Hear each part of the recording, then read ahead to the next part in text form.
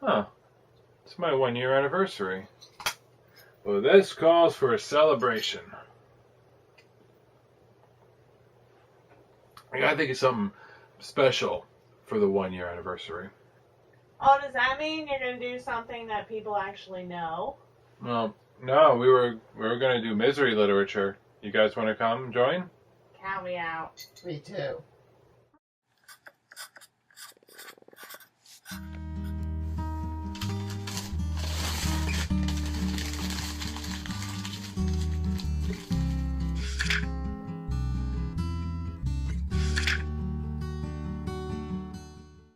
Between the mid-1990s and early 2000s, there was a popular genre of books, mostly nonfiction, that focus on the author or main character going through an extreme hardship in life, either in the form of extreme poverty or horrible child abuse, or both.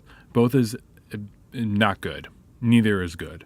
Angela's Ashes was one of the biggest in this genre. Published in 1996 by Frank McCourt, Ashes is a memoir about Frank's first 20 years of life, first living in New York City during the Great Depression, and then him and his family moving back to Ireland where he stayed until he was 19. A little background info, and this is grossly simplifying. The Great Depression may have began in the United States, but was much more global, as countries indebted to the US or relied on trade with them were also hit, Germany and the United Kingdom being the worst. Shortly before this, the southern part of Ireland won their own war for independence from the UK in 1921, then immediately had a civil war over the details of the peace treaty, but by 1935, Frank McCourt and his family move into what is effectively a brand new country that is trying to gain a global identity at the same time going through a semi-global economic depression. This is where the McCourts find themselves in Limerick. The adaptation to the book is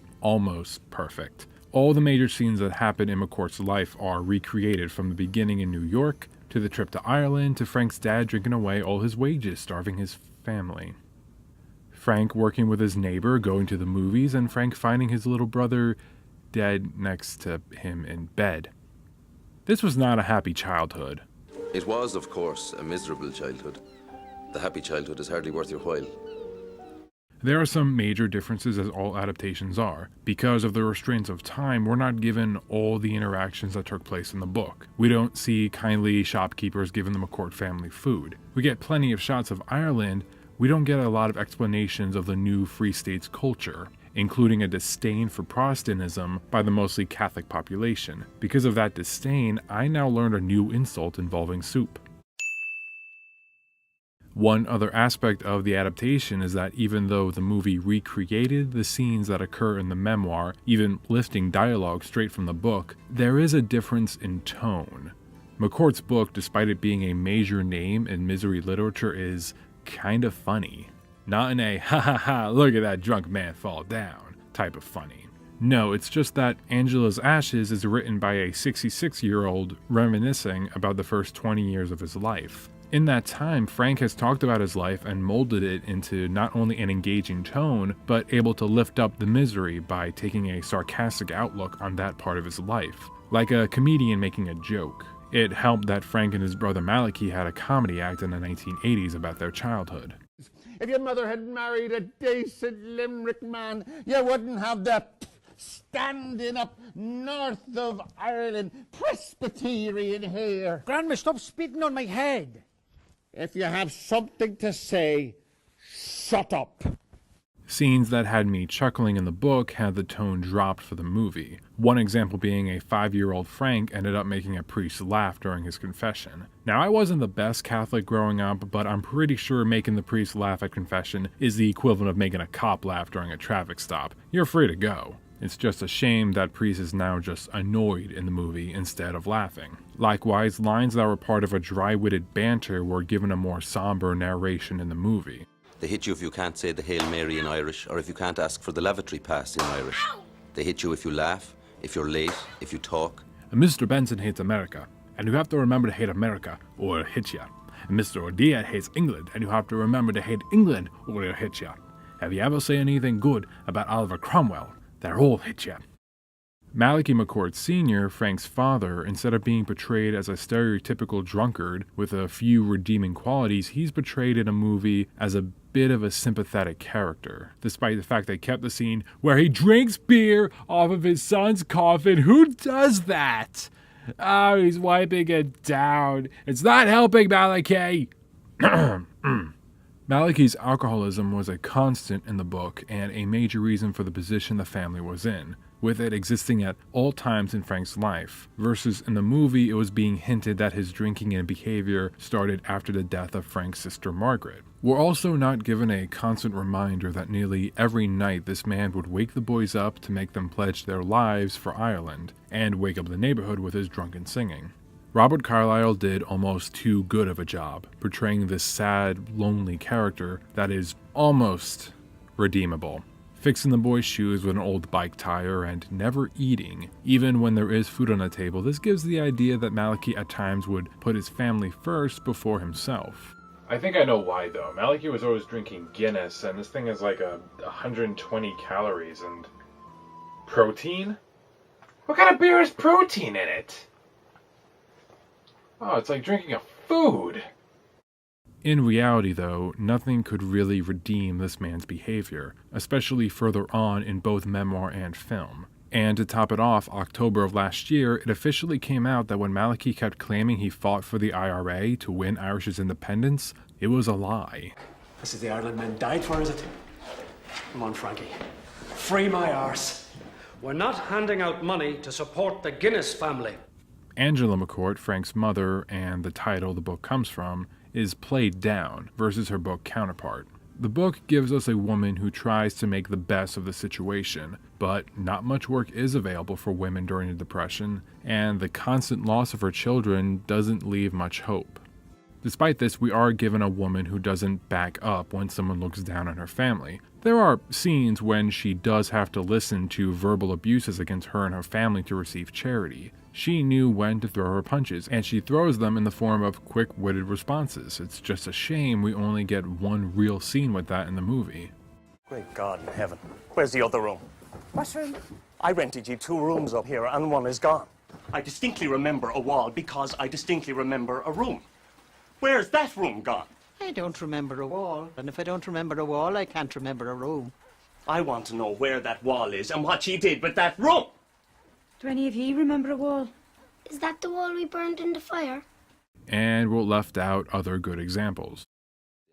Pig's head isn't right for Christmas. 'Tis more than the Holy Family had in that cold stable in Bethlehem. You wouldn't find them complaining. No, they wouldn't complain, but they'd never eat it. They were Jewish. I mentioned the humor, but in reality, Angela's Ashes is a somber page-turner. No amount of chuckling could take that away. To adapt the book and recreate the way it was written would lessen the hardship. But in adapting the story as straightforward as it did, made it just another misery-based biopic, losing that uniqueness the book had. Misery literature by itself fell out of popularity in the mid-2000s. Some watching this might be too young to remember, but this and this just started, and it was a big deal. The UK was the last country that misery literature had a mainstream audience, but then this happened, and like the Depression before, countries with ties to the US found their own recessions. Suddenly, the idea of watching someone else's life fall apart wasn't as endearing, since a lot of people's lives were falling apart. Then there were the issues of the fake misery biographies. When misery literature was big, it was big, and there was money to be made that wasn't necessarily new. Go Ask Alice was originally written as a real-life diary of a teenage girl in 1971. When it was looked over in the U.S. Copyright Office records, it was later found to be a work of fiction by a Mormon youth counselor, who actually continued to publish fictional books as nonfiction throughout her career. Meanwhile, A Million Little Pieces by James Frey was one of the last instances of misery literature's popularity, ending up on Oprah Winfrey's book club pick, which was a big deal at the time. Oprah Winfrey taps directly into the emotions, beliefs, buying habits, and summer reading patterns of billions of women all over the world. Oprah Winfrey has the power to lay waste an entire industry with a mere utterance. She's a completely invincible, unstoppable force of nature. Only for it to come out he had lied throughout his book. After Pieces, the popularity of misery literature went down, and it begs the question, though, if McCord's book was telling the truth. Yeah, except when it came to the dialogue. The writing style fitted with that of a storyteller, and it was a great story.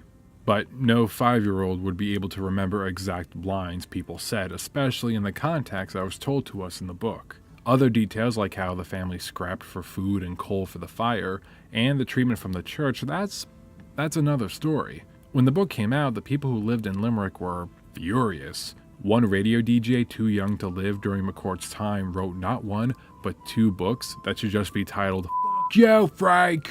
A classmate of Frank's tore his book in front of him at a signing. One of the most vocal about the inaccuracies in McCord's book was actor Richard Harris. He lived in a wealthier part of Limerick at the same time Frank was living in the slums. Harris played Dumbledore. He was my generation's grandfather. I was originally on Harris's side until, well, Limerick was a boom town when the memoir came out in 1996. A computer manufacture plant brought jobs. The slums were torn down and parks were raised in their place. No one wanted to talk about the past. More importantly, Ireland was proud of their Catholic faith, and here's a book that claimed the church turned their family away. Most of the negativity brought onto McCord's book was from the negative way he spoke about the church. But the next year, in 1997, an unmarked mass grave in an old convent was discovered. 3 years after that, the Boston Globe ran an investigation on sexual abuses and cover-ups done by the church. And then 5 years after that, back in Ireland, the state commissioned the Ryan Report, which covered more abuse scandals and cover-ups by the church from the 1930s all the way to the 1990s. Finally, the factory closed and unemployment in Limerick was on the rise. Suddenly, the negativity on McCord wasn't as loud. Eventually, the town opened up tours on where McCord talked about in his memoir, and a museum was constructed. That museum is a 10-minute walk away from a statue of Richard Harris. This is CB Smith, and thanks for... Hi, this is CB Smith. This is my show and my channel, and I wanted to do something special for the 1-year anniversary, including hiring voice actors to do parts for me. And the whole project got a lot more ambitious than I was hoping for, and this was supposed to be released in June, and this recording is happening July 5th. There was one scene I just tried to fit in. I just couldn't. Script writing back and forth. I just trying to get it in there, and I couldn't. I just couldn't think of a way to incorporate it into the scene.